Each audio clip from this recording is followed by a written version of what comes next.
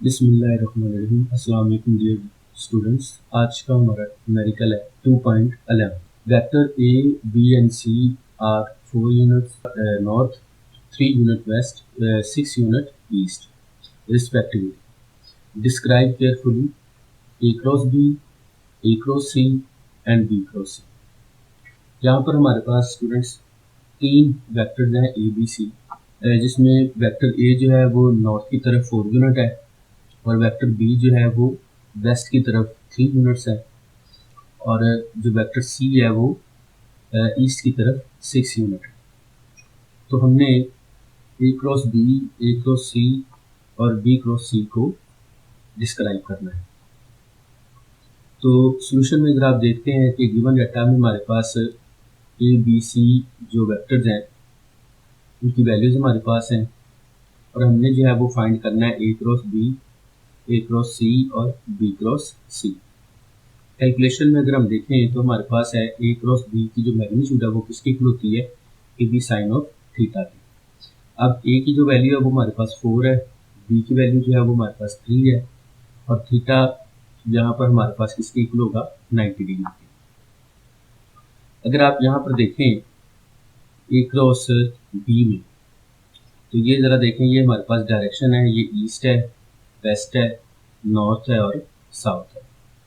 अब क्योंकि ये आपके पास क्रॉस प्रोडक्ट है तो इसमें हम डायरेक्शन को बताने के लिए ठीक है राइट हैंड रूल यूज़ करते हैं। तो राइट हैंड रूल में अगर आप अपने दाएं हाथ को इस तरह से देखें कि जो आपकी जो कर्व फिंगर्स हैं वो रोटेशन को बता रही हैं।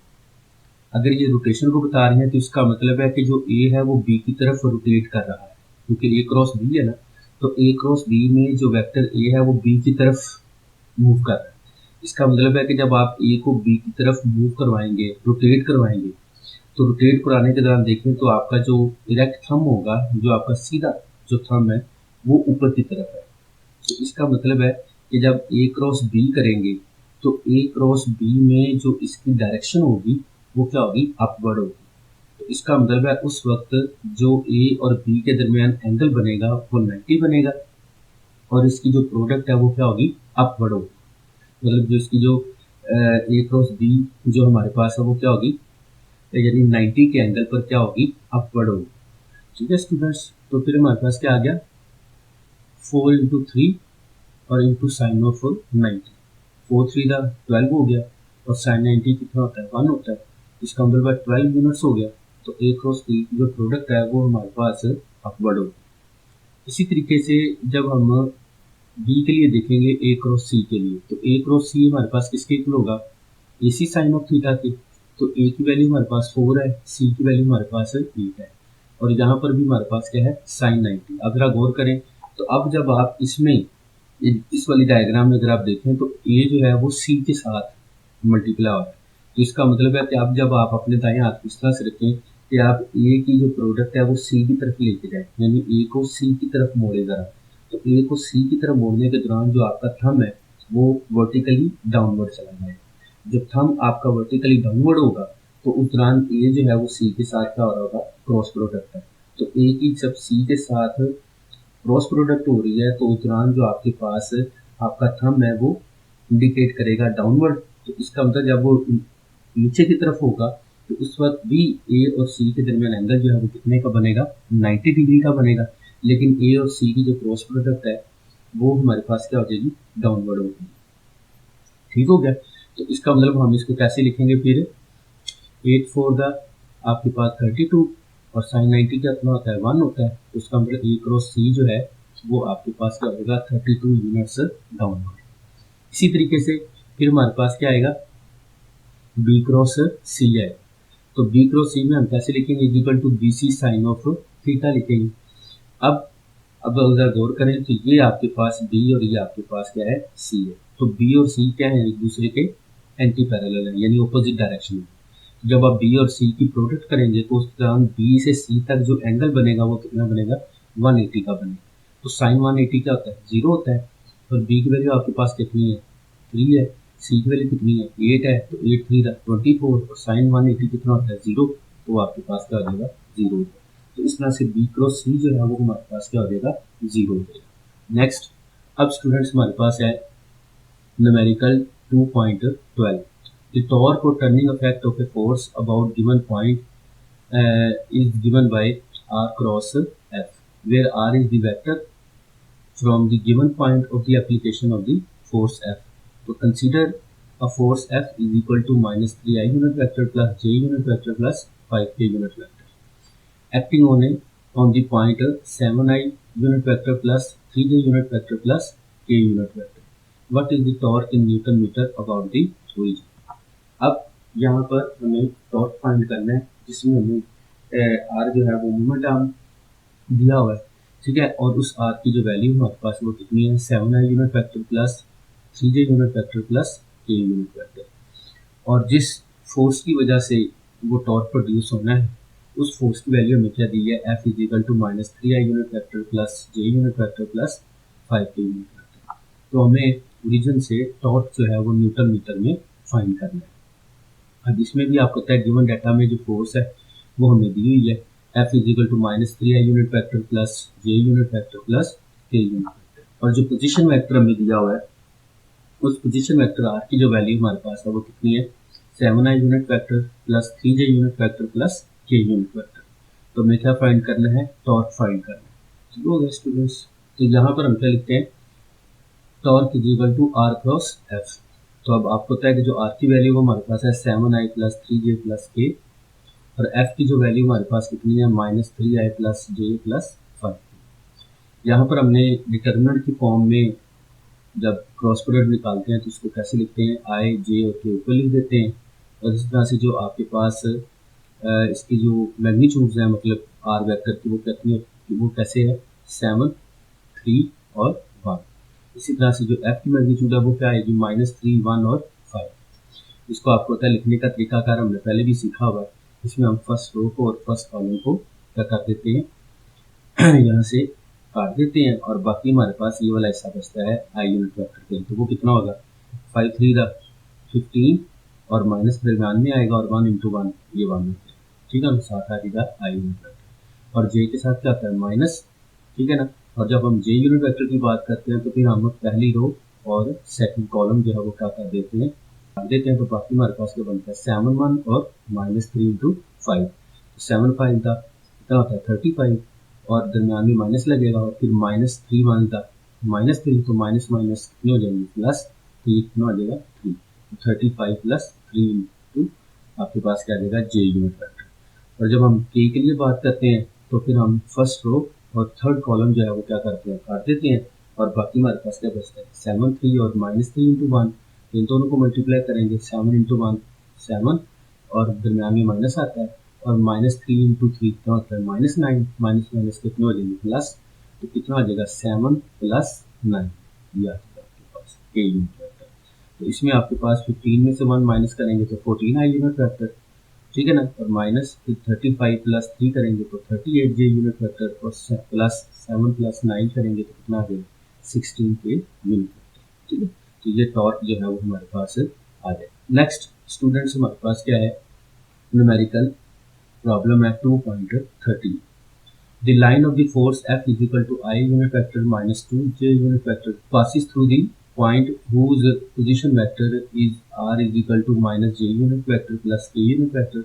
Find A is the moment of the force about the origin and the point of F, ठीक है, और जो B आपके पास है वो क्या है, the moment of F about the point of which the position vector is I unit vector plus k unit vector। अब सबसे पहले हमारे पास सोल्यूशन में क्या है कि जो लाइन ऑफ द फोर्स है गिवन डाटा में वो हमें क्या दी हुई है, I minus 2j unit vector, और इसी तरह से जो हमें इसके लिए जो मूवमेंट आर्म दिया हुआ है r, वो कितना है, r is equal to minus j plus k unit vector. तो हमने सबसे पहले मूवमेंट ऑफ फोर्स जो है वो फाइंड करना है, तो उसके लिए आपको होता है आसान, फिर तरीकाकार क्या है, r क्रॉस f, ठीक हो गया। और दूसरे में हमारे पास क्या है, d पॉइंट जो हमने फाइंड करना है उसमें है movement of force about the point and having the position vector, और उसके लिए हमें जो मूवमेंट ऑफ फोर्स है वो फिर फाइंड करना है, लेकिन उसके लिए जो हमें पोजीशन वेक्टर दिया हुआ है वो कैसे दिया हुआ है, I plus k unit vector, ठीक है जी। तो कैलकुलेशन में हमारे पास क्या है, torque is equal to R cross F. आप फिर देखें कि आर जो है वो हमारे पास क्या है, माइनस जे प्लस के, और क्रॉस एफ की वैल्यू कितनी है हमारे पास, I unit vector minus 2j unit vector. इसको भी हमने डिटर्मिनेंट की फॉर्म में लिखा, तो हमारे पास क्या आ जाएगा, torque is equal to 2i plus J unit vector plus K unit vector. ठीक है, तो ये माइनस और ये माइनस कितने हो जाएंगे, प्लस, तो आपके पास क्या आ जाएगा, प्लस जे और साथ प्लस के यूनिट वेक्टर आ जाएगा। अब बी में हमारे पास फिर मोमेंट ऑफ फोर्स जो है वो हमने पॉइंट के ऊपर जो है वो फाइंड करनी है, जिसका पोजीशन वेक्टर हमें क्या दिया हुआ, I plus K unit vector. सबसे पहले हम क्या करते हैं, let the force X at A point P. First कर लेते हैं कि हमारी जो फोर्स है वो पॉइंट पी के ऊपर जो है वो क्या कर रही है, एक्ट कर रही है। सो जो आपके पास ओपी है, ठीक है कि मतलब जो ओपी हमारे पास है वो किसके इक्वल है, वो हमारे पास है आर इज इक्वल टू ये, ठीक है, R is equal to minus J plus K unit vector. तो let the position vector of point A is I plus K, और ए पर जो आपके पास पोजीशन वेक्टर है, ठीक है कि नहीं, जो कि ओ ए की इक्वल है, वो हमारे पास किसकी इक्वल है, आई प्लस के की इक्वल है। ठीक हो गया। अब तो हमारे पास क्या हो गया, the position vector of point P relative to point A is A P is equal to O P minus O A, यानी जो ये हमारे पास ए पी है, ये हमारे पास किसके इक्वल आ जाएगा, P is equal to O P minus O A. तो हमारे पास क्या बन गया, A P is equal to O P minus O A, यह आ जाएगा R dash is equal to R minus R. अब आर की जो वैल्यू है वो minus J unit vector plus K unit vector है, माइनस आर वन की जो वैल्यू है वो क्या है, I plus K unit vector. इसको सॉल्व करेंगे तो माइनस जे प्लस के माइनस आई और माइनस के आ जाएगा। इधर से ये माइनस का के जो है और जो प्लस का के ये कैंसिल हो जाएंगे, तो बाकी हमारे पास आ जाएगा माइनस आई unit vector minus J unit vector. ठीक है, तो ये हमारे पास क्या बन गया, आर डैश आर। तो यहाँ पर क्या करेंगे, torque is equal to R dash cross F. तो आर डैश की जो वैल्यू हमारे पास आई है वो क्या है, माइनस आई यूनिट वेक्टर और माइनस जे यूनिट वेक्टर, और जो आपके पास एफ है उसकी वैल्यू हमारे पास कितनी है, ये आई माइनस 2j यूनिट वेक्टर। इसको भी हम डिटर्मिनेंट फॉर्म से लिखेंगे, तो आई यूनिट वेक्टर, जे यूनिट वेक्टर और के यूनिट वेक्टर। जो आर डैश की वैल्यूज है वो कितनी है, माइनस वन माइनस जे माइनस वन आई माइनस वन जे, और के यहाँ पर जीरो है तो लिखे माइनस वन और जीरो। इस तरह से एफ के लिए क्या लिखेंगे, वन, जे के लिए क्या लिखेंगे, माइनस टू, तो के यहाँ पर भी जीरो है तो उसकी वैल्यू भी जीरो है। तो इसको भी जब सॉल्व करेंगे तो हमारे पास कितना आ जाएगा, 3k यूनिट वेक्टर जो है वो हमारे पास टॉर्क जो है वो फाइंड हो जाएगा। ठीक है, इसी तरह से नेक्स्ट हमारे पास न्यूमेरिकल है 2.14।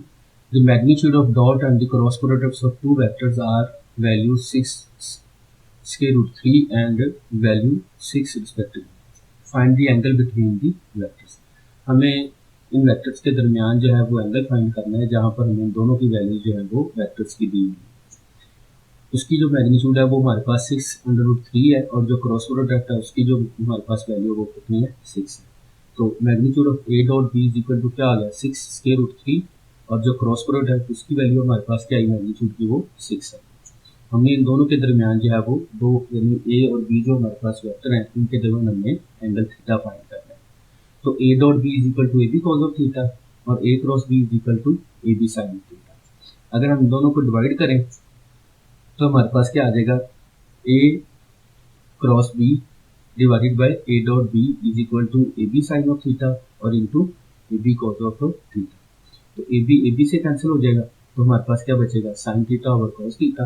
ए क्रॉस बी जो है वो हमारे पास कितनी है, उसकी वैल्यू वो 6 है, और ए डॉट बी की जो वैल्यू है हमारे पास कितनी है, 6√3 ये लगा दी।